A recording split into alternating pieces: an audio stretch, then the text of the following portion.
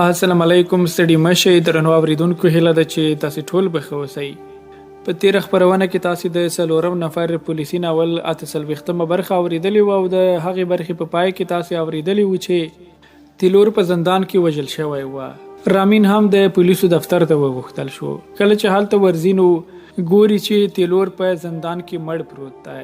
رامین سوکانم او د زندان رئیس درې واړه په دې خبر باندې په حیرانتیا وه چې څه ډول دا پیښه شوې ده.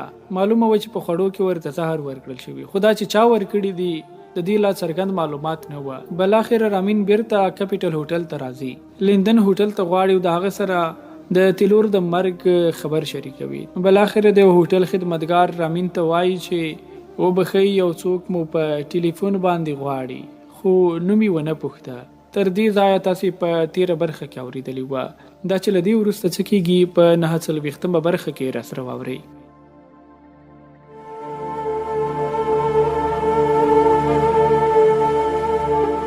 رامین وایي د ټلیفون غوږۍ مې اوچته کړه. الو الو 2 دفعې مې د الو غږ وکړ، چا ځواب رانه کړ، خو څرګنده وه چې غوږۍ لا نه دی ایښودل شوې او خوله یې په لاس پټه کړې ده. بیا مې تکرار کړل الو. ټلیفون له هغه لورې غوڅ شو. ما سملاسي د ټلیفون چې څخه وپوښتل چا غوښتل پر ټلیفون را سره وغږیږي.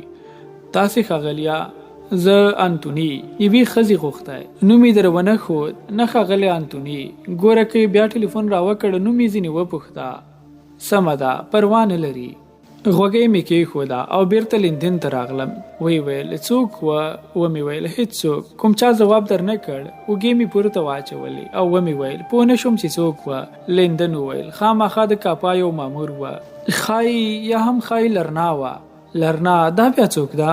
یوه ښځه ده چې د شپې لخوا د راما هوټل په بار کې کار کوي، خو له کاپا سره اړیکې لري. نو هغوی د نور له ژوندیتوبه خبر شوي. زما په نظر باید ورته منتظر شي. خپله هم پوهیږي او تر یوې اندازې مې هغه سړی هم پیژندلی چې دوکه یې راکړې. لیندن وپوښتل زه یې پیژنم؟ ومې ویل فکر نه کوم ویې پیژنې. څو شېبې مو ترمنځ چوپتیا خپره شوه. لیندن سکوت مات کړ او ویې ویل هغه بیا هم ټلیفون راکوي. سیګرټ ته مې اور ورته کړ او ومې ویل ټلیفونچي ته مې وویل چې که یې بیا ټلیفون راوکړ لومړی نوم ځینې وپوښته. زه هم دلته معطلېږم او که ته کار لري اطلاع شي، خو ما غوښتل ستا سره یو ځل ادینا ته ورشم. صبر وکړه چې معلومه شي چا ټلیفون ته غوښتی وم، ښایي زنګ ووهي. لیندن د 2 ګیلاسو کینیاکو د راوړلو ورته وویل. خدمتګار هم د کینیاکو 2 ګیلاسونه پر میز کېښودل. خپل ګیلاس مې لا نه و اوچت کړی چې یو سړي زما میز ته رانږدې شو. ویې ویل اجازه ده؟ ما لیندن سره وکتل. وروسته هغه سړي ته ځیر شو. ما وویل مهرباني وکړئ، کوم کار مو درلود؟ سړی چې نسبتا ځوانې سیدې کېناست او ځان یې شارپ را وپېژاند او په داسې حال کې چې سترګې په ما کې ویې ویل ښاغلی انتوني. سم وایم، تاسې ښاغلی انتوني یاست؟ ومې پوښتل له چا سره مو کار دی؟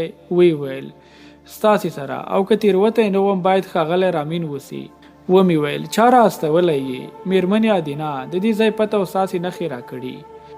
ښه، مهرباني وکړئ. آیا هغې مو په لاس کوم پیغام را لیږلی دی؟ شارپ پر خپلو شونډو مسکا را څرګنده کړه او ویې ویل هو همداسې ده ښاغلی انتوني. نږدې 15 دقیقې وړاندې هغې ستاسې سره پر ټلیفون د خبرو هڅه وکړه، خو له بده مرغه بریالی نه شوه. کرښه بوخته وه، له همدې امله یې زه راولېږلم. ومې پوښتل هغه خپله چیرې ده؟ شارپ ځواب راکړ هغه تاسو ته د دې ویلو لپاره راولېږلم چې د شپې پر 8 بجې ټلیفون ته منتظر اوسئ، بیا زنګ درته راوهي. بل څه خو یې ونه ویل. نه ښاغلی انتوني، وبخښئ ښاغلی رامینه، نږدې نیم ساعت وړاندې مېرمنې ادینا ستاسې لپاره دا پیغام راکړ. وروسته هغه لاړه، ځای یې راونه ښود. لیندن له شارپ وپوښتل مېرمن ادینا له کومه پیژنې؟ شارپ په خپل ځای لږ سره ځای پر ځای شو او په داسې حال کې چې شونډې یې مسکی وي وویل زه په لومړي نمبر نیکس کې کار کوم. مېرمنې ادینا پروګرام لا په زړه پورې هغوی څخه دی. د شارپ له خبرو څخه وپوهېدم چې ادینا باید په خطر کې لوېدلې وي او هغه چې 2 دقیقې وړاندې یې ټلیفون را وکړ او ځای یې را ونه پېژاند خامخا ادینا وه. له شارپ مې وپوښتل څه شي ته مو زړه کېږي؟ ویې ویل مننه، که مو وخت درلود یوه شپه لومړی نمبر نیکس ته راشئ او زما پوښتنه وکړئ. په ژمنه درته وایم چې خوشحاله به شئ ځکه کوربه مو زه یم. ومې ویل ان ستاسې لپاره هم باید یوه شپه سر ور ایسته کړم. اوس مو سره وپېژندل. لیندن ورڅخه وپوښتل ته وا ادینا به کور ته رسېدلې وي؟ شارپ تر لږ فکر وروسته وویل نه پوهېږم، زړه ته مې نه لوېږي چې هلته دې تللی وي. ښه، زه باید لاړ شم. هغه پاڅېد، خدای پاماني یې وکړه او لاړ. لیندن ته مې وویل پاڅه تعقیب یې کړه، وګوره یوازې دی که د باندې کوم بل څوک ورته ولاړ دی. لیندن پاڅېد او په شار پسې شو. 2-3 دقیقې وروسته راغی او ویې ویل یوازې د هوټل مخې ته په ټکسي کې کېناست او لاړ. زه پاڅېدم ومې ویل زه بیرته راځم. د هوټل دفتر ته لاړم. له هغه ځایه مې لومړی نمبر نیکس ته ټلیفون وکړ او شارپ مې ټلیفون ته راوښود. د هوټل ټلیفون چې څو شېبې وروسته ځواب راکړ چې هغه لا نه دی راغلی او کله چې نوم راڅخه وپوښت ومې ویل وروسته ټلیفون درته کوم. بیرته لیندن ته راغلم او ومې ویل شارپ په لومړي نمبر نیکس کې کار کوي. لیندن وویل نو د ادینا پر پیغام شک نشي کېدای. ومې ویل په تا نه پوهېږم، خو زه 100% کې ډاډه نه یم چې دا پیغام دې د ادینا لخوا وي. ما او هغې هېڅ داسې نه دي سره ویلې چې زما نښې دې د پیژندنې له کوم رمز پرته چاته ورکړي. وی ویل ستا په فکر په دې کار کې یو درغلي شته؟ ومې ویل البته چې شته، لکه چې د شارپ خبرو ته د سم غوږ ونه نیوی. که دې یاد وي هغه وویل چې ادینا نږدې 15 دقیقې وړاندې ستا سره د ټلیفون خبرو هڅه وکړه خو بریالی نه شوه، مګر وروسته یې وویل چې هغې دغه پیغام نیم ساعت وړاندې ورکړی دی. معمولا کله چې څوک له خپل مطلب سره پر ټلیفون خبرو کولو بریالی نه شي او د لیدنې وخت یې هم ونه لري نو پیغام ورته رالیږي. تر دې ورتېر تا خپله ولیدل چې زه یې ټلیفون ته وغوښتم خو چا ځواب ونه وایه، خو د شارپ لخوا بیان شوي ټکي سختګي وه او ټلیفون کوونکی له ادینا پرته بل څوک نه وه. یوازې هغوی خبرو ته نه ده پرېښې. لیندن ورو سره وښوره او ویې ویل هو ته سم وایې، زما بیخي د شارپ دې ضد او نقیض خبرو ته پام نه وه. خامخا یې خپلو خبرو ته پام شوی نه دی. په دې حساب نو کاپا باید ستا د ایسارولو لپاره یو نوې نقشه کښلې وي. دا نقشه د تیلور تر وژنې وروسته ایستل شوې. هغوی په حقیقت کې د تیلور غچ درڅخه اخلي. ومې خندل او ومې ویل کوم غچ؟ تیلور د دوی په امر ووژل شو، خو پر دې هم ډاډه یم چې قاتل د کاپا له مامورانو څخه نه دی بلکې یو بل څوک دی چې یوازې د پیسو لپاره او یا هم د کوم بل اغېز له مخې دې کار ته لاس غځولی دی. هو باید همداسې وي. رښتیا تا اوس وویل چې ادینا هغوی خبرو ته نه ده پرېښې. موخه دې دا ده چې هغه کاپا په لومه کې ایستلې ده. نو ته بل فکر کوې؟ نه، که داسې نه وای خپله راپسې راتله. څنګه ده چې همداوسې کور ته ورشو، خو موږ د شپې تر 8 بجو پورې همدلته پاتېږو ځکه ټاکلې ده ټلیفون راوکړي. په دې کې شک نشته چې ادینا ټلیفون راکوي. دا هم زما د نیولو لپاره د کاپا د نقشې یوه برخه ده. اوس درځه چې زما خونې ته لاړ شو. رښتیا یې ټلیفون ته منتظر کېږي؟ هو، څه پروا لري؟ وی ویل مګر کومه پایله نه لري. ستا د انګېرنو پر بنسټ دلته مو پاتې کېدل بې ګټې دي. ومې ویل نو څه وکړو؟ پاڅه لاړ شو او ټول ښار ولټوه. صبر وکړه، د 8 بجو له ټلیفون ډېر شیان را څرګندېږي. اوس ادینا په خپل کور کې نشته ځکه د هغوی کور ټلیفون نه لري. دواړه له رسټورانټ راووتو او زما خونې ته لاړو. لیندن ته مې وویل شرکت ته ټلیفون وکړه او فریدریک ته ووایه چې ژر دلته راشي. د خونې شمیره هم ورکړه.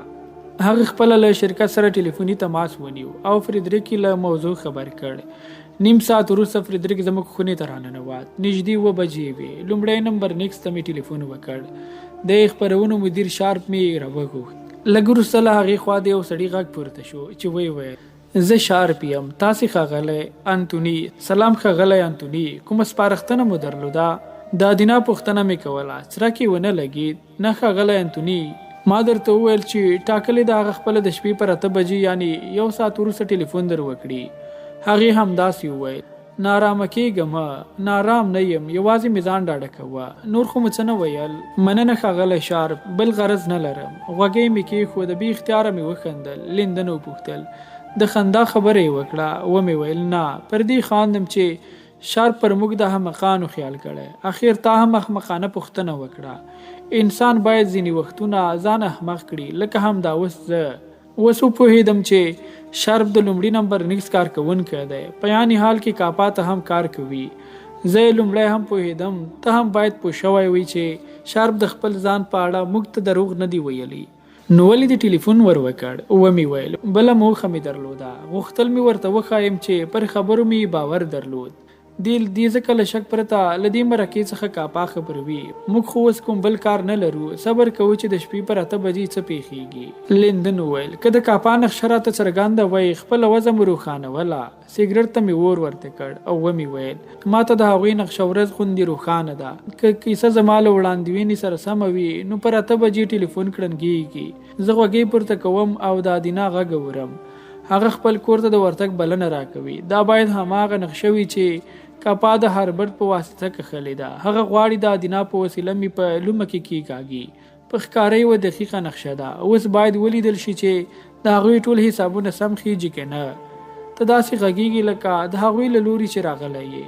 هسې نه طبیعت دې خراب شوی وي. ځکه له خبرو څخه دې داسې ښکاري لکه ماغزه چې برکار اچول نه غواړي یا دې ښایي ما ته لاس را اچولی وي.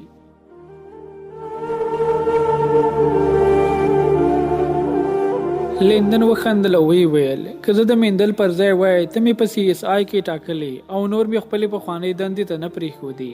پرېکړه مې کړې له میندل سره په خپله لومړۍ لیدنه کې همدا خبره ورته وکړم. ته زموږ د شبکې متفکر مغز ګرځېدلی یې. د خبرو منځ ته مې ورمنډه کړه او ومې ویل تیز مزه لیندنه زه ستا له شبکې سره اړه نه لرم. دا ماموریت په ما او CSI په مرکز پورې اړه لري. زه له میندل سره مخامخ یم. وروسته مې سترګو ته وکتل او په داسې حال کې چې پر شونډو مې مسکا خپروه ومې ویل خوا مه بدوه. په دې ماموریت کې ته ډیره لویه ونډه لري. ستا ملګرتیا پر وخت مرستې زما پر کار ډیر غوره اغیز درلودلی دی. لومړی ستا او بیا له فریدریک څخه چې دلته ناست دی مننه. لیندن مې خبرې راغوڅې کړي او ویې ویل له ستاینې دې ورتېرې. که د هغوی نقشه ستا له انګېرنې سره سمه وي نو ستا په نظر څه باید وکړو؟ ومې ویل ښه شوه. ودې ویل ډېر ژر باید لاس پر کار شو. 1 دقیقه صبر وکړه. ټلیفون غوږۍ مې پورته کړه او د هوټل ټلیفونچي ته مې وویل چې د پولیسو اداره را سره وتړي. لیندن وویل سوکانم څه کوي؟ اوس دې سر خلاصېږي. پوهېږم چې هغه باید په خپلو کارونو کې را داخل نه کړم خو چاره نشته. خو د موضوع په اړه څه ورته مه وایه.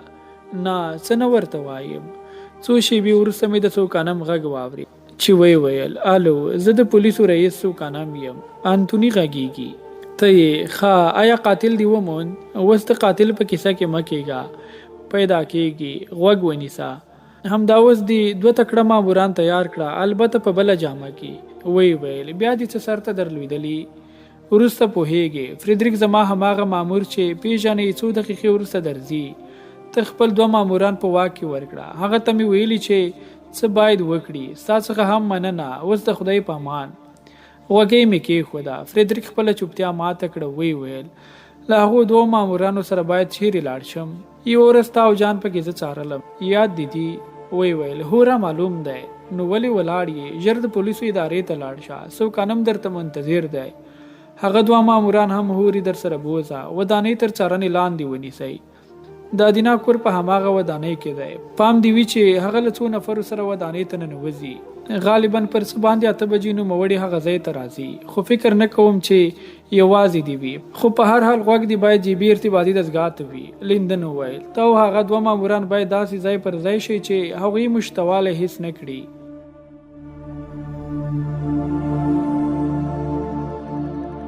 درنو اوریدونکو دا و د 4م نفر 940مه برخه چې ما رحمت الله همت درته وړاندې کړه. په بله برخه کې چې یو ځل بیا ستاسې چوپړ کوم تر هغې ښه وختونه خوشحاله